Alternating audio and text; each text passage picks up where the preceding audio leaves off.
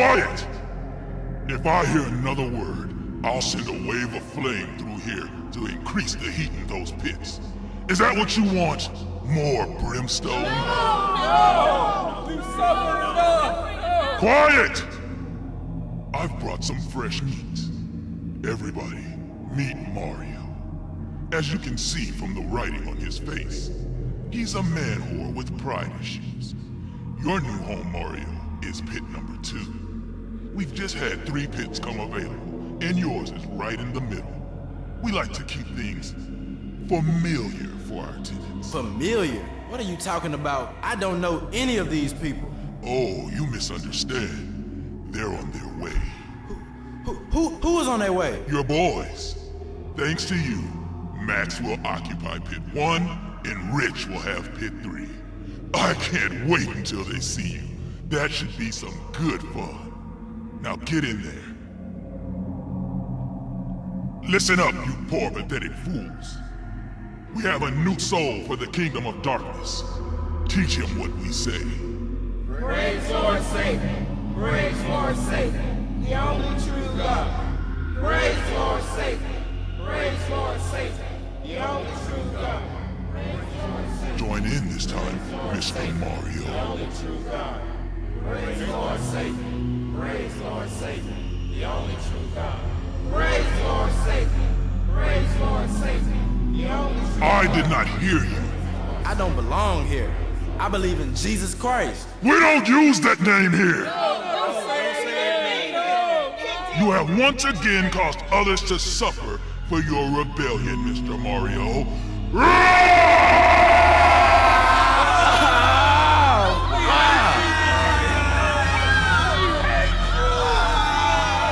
Quiet! Mr. Mario, what do you have to say now? Praise Lord Satan. Praise Lord Satan. The only true God. It only took one blast. That's more like it. Don't forget it. Since you've done so well, Mr. Romeo, I have a surprise for you. I know why they call you Mr. Romeo. Your parents are nowhere around. And now that you have your own pit.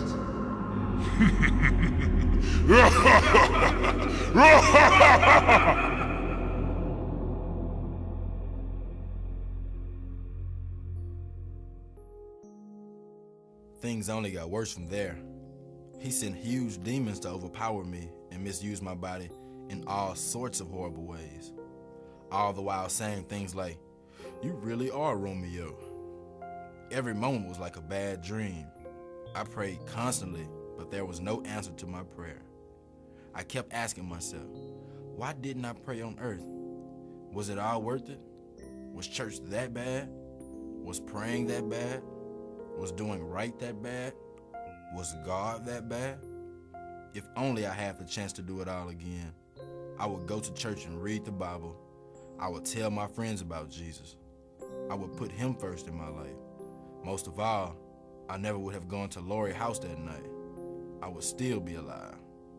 You may not think that I was that bad, but let me tell you, I used my fame and good looks for my own selfish needs. I had no intentions of loving those girls. I can't even imagine what I would have been like had I lived to be 30 years old.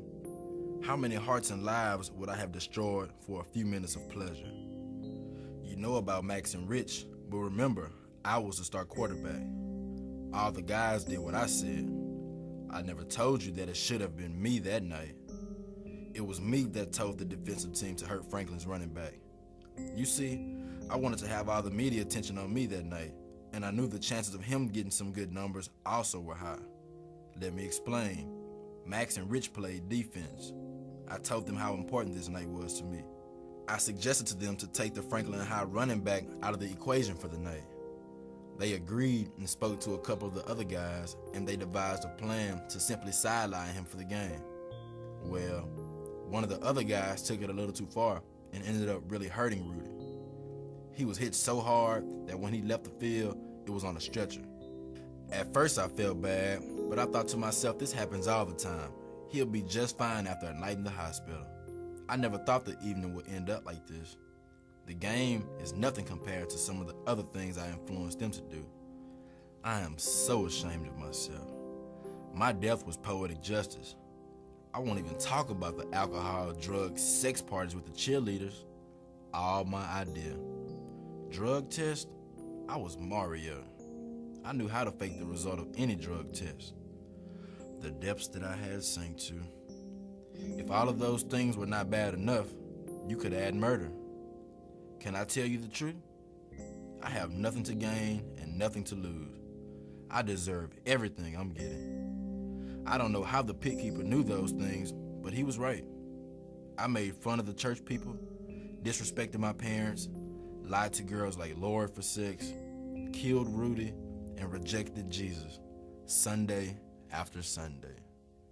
What really surprised me was the CDs.